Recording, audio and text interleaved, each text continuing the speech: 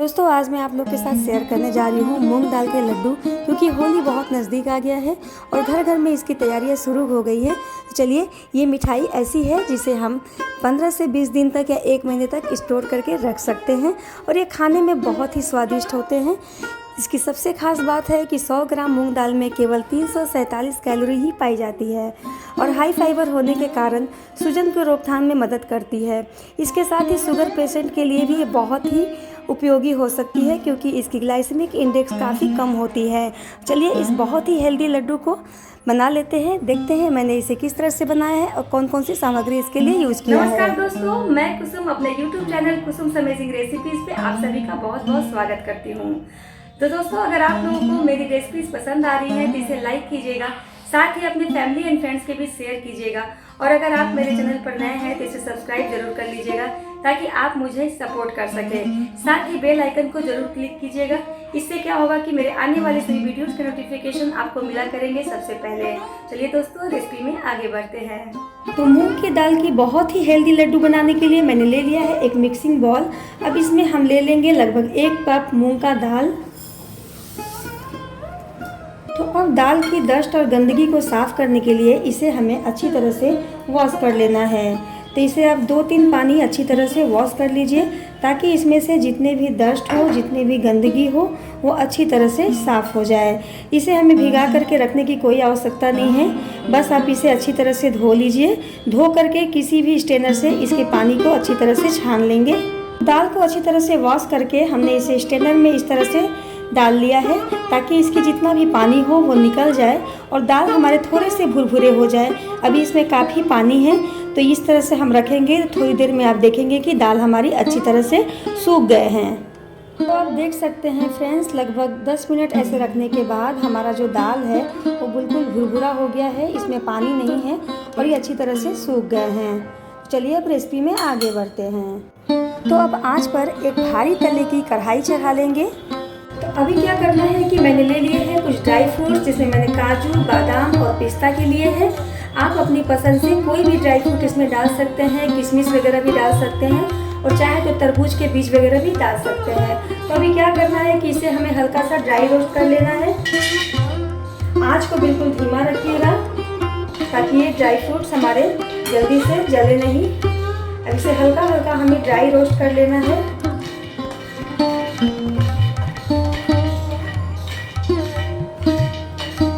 Dry fruits हमारे अच्छी तरह से रोस्ट हो गए हैं, इन्हें हमें निकाल देना है।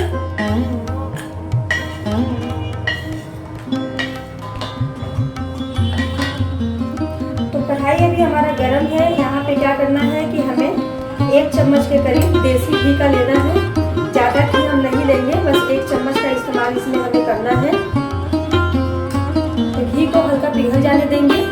तो घी हमारी अच्छी तरह से पिघल गई है। अभी क्या करेंगे, जो मूंग दाल हमने धो करके रखा था उसे हमें हल्का हल्का रोस्ट करना है, लेकिन आँच को आप बहुत तेज़ नहीं रखिएगा। इसे धीमी धीमी आँच पे हमें भूनना है। वैसे इसे हमने धो करके लिया है तो ज़्यादा सूखा नहीं है, तो बहुत जल्दी से ये जलेगा नहीं, इसलिए आप इसे आराम से भूनिएगा।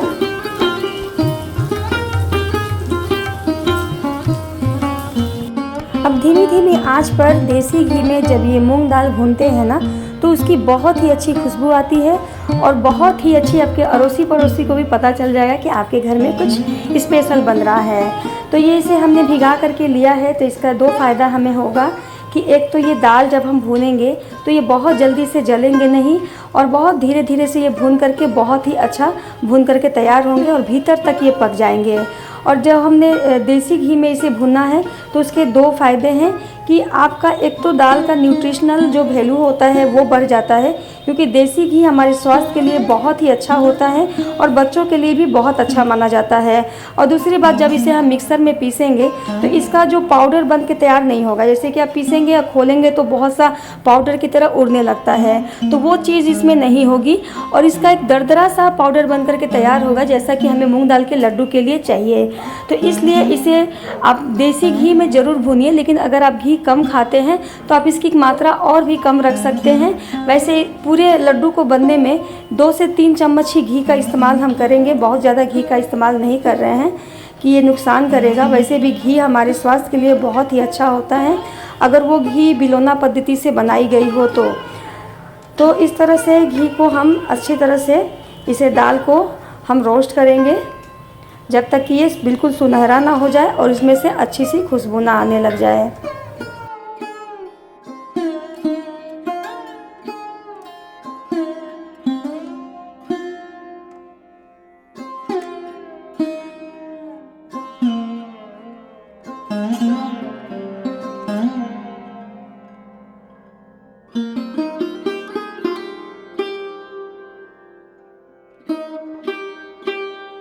तो जैसा कि आप देख सकते हैं दाल हमारा बहुत ही अच्छी तरह से रोस्ट हो गया है।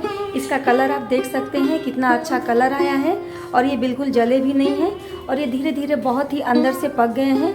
आप इसका आवाज़ सुन सकते हैं। देखिए ये बहुत ही अच्छे तरह से बिल्कुल कुरकुरा हो गया है। अभी क्या करना है कि इसे हमें गैस को ऑफ कर देंगे और इसे अच्छी तरह से ठंडा होने देंगे। गरम गरम इसे हमें नहीं पीसना है, ठंडा हो जाएगा फिर इसे हम पीस लेंगे।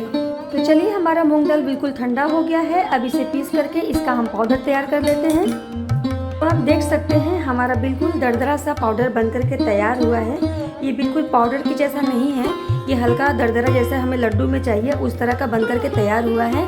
इसीलिए मैंने इसे घी में भुना था। घी में भूनने से इसी तरह से आपके ये दरदरा पीस करके तैयार होंगे। अभी फिर से हमें गैस को कर लेना है ऑन और इसमें हम ले लेंगे लगभग 1 चम्मच देसी घी का। और जो पाउडर हमने भून करके तैयार किया है ना उसे हमें फिर से भूनना है। तो घी हमारा गर्म हो गया है। अब इस पाउडर को हमें इसमें ले लेना है।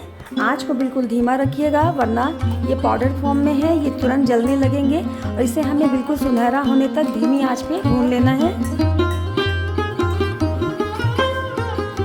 तो इसे अच्छी तरह से हमें भूनना है।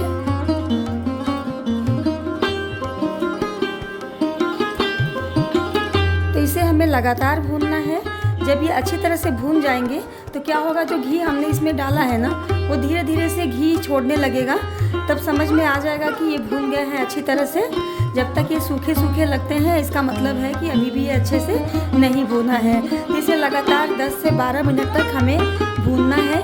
तो इसे भूनते हुए करीब करीब 10 मिनट हो चुके हैं। आप देख सकते हैं ये हल्का हल्का मॉइस्ट हो गया है, यानी कि ये घी छोड़ने लगा है। लेकिन अभी भी थोड़ा सा हमें और भूनना होगा क्योंकि अभी भी ये थोड़े सूखे सूखे से लग रहे हैं। तो थोड़ी देर इसे हम अभी और भूनेंगे। तो आप देख सकते हैं लगभग 14 मिनट भूनने के बाद इसका कलर आप देख सकते हैं कितने अच्छे से ये भून करके तैयार हो गया है। और ये पूरी तरह से इसमें से आप देख सकते हैं जो घी हमने डाला था इसे इस तरह से हम दबा रहे हैं तो ये अच्छी तरह से दब रहा है, यानी कि इसकी बहुत ही अच्छी भुनाई हुई है। अभी क्या करेंगे, इसे बाइंडिंग देने के लिए इसमें हम ले लेंगे आधा कप दूध मैंने लिया है। तो इसे आपको एक बार में नहीं डालना है, थोड़ा थोड़ा करके डालना है। इससे क्या होगा कि जो हमारे मूंग दाल के लड्डू बनेंगे बहुत ही सॉफ्ट बनेंगे और बहुत ही अच्छे बनेंगे। तो इसे थोड़ा थोड़ा करके हम मूंग दाल में डाल देंगे। आप देख सकते हैं दूध डालने के बाद किस तरह से इसकी बाइंडिंग होने लगी है। तो थोड़ा थोड़ा करके इस सारे मिल्क को हम इसमें डाल देंगे। लगभग आधा कप मैंने दूध का लिया है। तो थोड़ा सा दूध डालेंगे फिर इसे भूनेंगे। फिर ऐसे करते करते हमें दूध को डालना है। एक बार अगर हम दूध को डाल देंगे तो क्या होगा कि पूरा सिमट करके एक जगह आ जाएगा।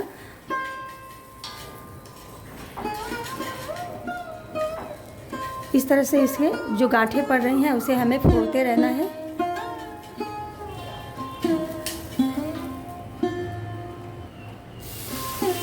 तो आपने देखा मैंने पूरा आधा कप दूध इसमें इस्तेमाल कर लिया है।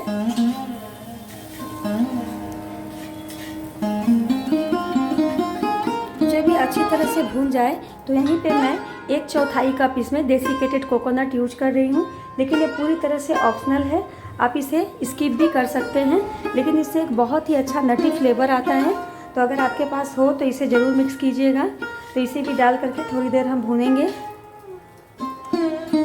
तो अब हमारे जो दाल थे बहुत ही अच्छी तरह से भून गए हैं। अब इसे हम एक प्लेट में निकाल लेंगे। तो इसे आप एक बड़े बर्तन में निकालिएगा ताकि इसमें हम और भी सामग्रियां मिलाएंगे तो मिलाने में हमें आसानी रहे। चलिए यहीं पे मैं गैस को ऑफ कर देती हूँ। इसे हमने एक थाली में निकाल लिया है। अभी क्या करना है कि हमने जो ड्राई फ्रूट रोस्ट किया था उसे हम इसमें मिला लेंगे।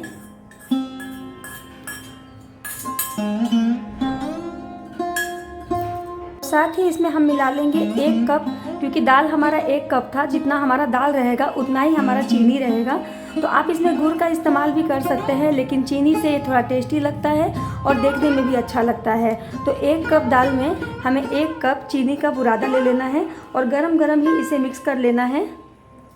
तो गरम गरम ही इसे हमें अच्छी तरह से मिक्स कर लेना है ताकि चीनी और मूंग दाल हमारा अच्छी तरह से मिल जाए।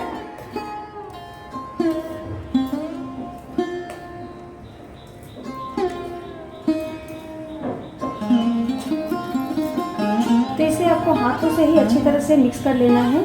अभी आप देख रहे हैं कि ये थोड़े से भुरभुरे हैं, तो क्या करेंगे कि इसमें हम थोड़ा सा घी और डालेंगे, जो घी हमने बचा करके रखा था। तो इसमें क्या करेंगे, इसमें 1 से 2 चम्मच घी हम और ले लेंगे।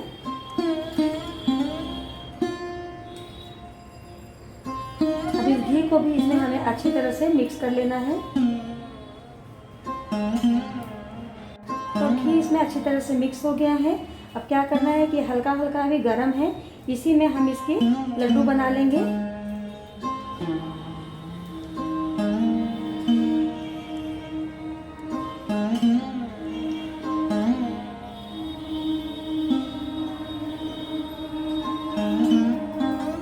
तो इस तरह से हम सारे लड्डुओं को गोल गोल में बांध लेंगे। चलिए सारे लड्डुओं को हम बना करके तैयार कर लेते हैं। तो ये लीजिए दोस्तों, हमारे बहुत ही स्वादिष्ट और हेल्दी लड्डू बन करके तैयार हो गए हैं। आप देख सकते हैं कितने सॉफ्ट और कितने टेस्टी ये बन करके तैयार हुए हैं। मैं आपको एक तोड़ करके दिखाती हूँ ये कितने हेल्दी और टेस्टी बन करके तैयार हुए हैं। आप देख सकते हैं ये बहुत ही टेस्टी बना है। तो आशा करती हूँ आप लोगों को मेरी ये रेसिपी पसंद आई होगी, और अगर पसंद आई है तो वीडियो को लाइक शेयर एंड सब्सक्राइब कीजिएगा। चलिए दोस्तों, लेती हूँ विदा। मिलते हैं किसी और वीडियो में किसी और रेसिपी के साथ। तब तक के लिए नमस्कार। अपना बहुत बहुत बहुत ख्याल रखिएगा।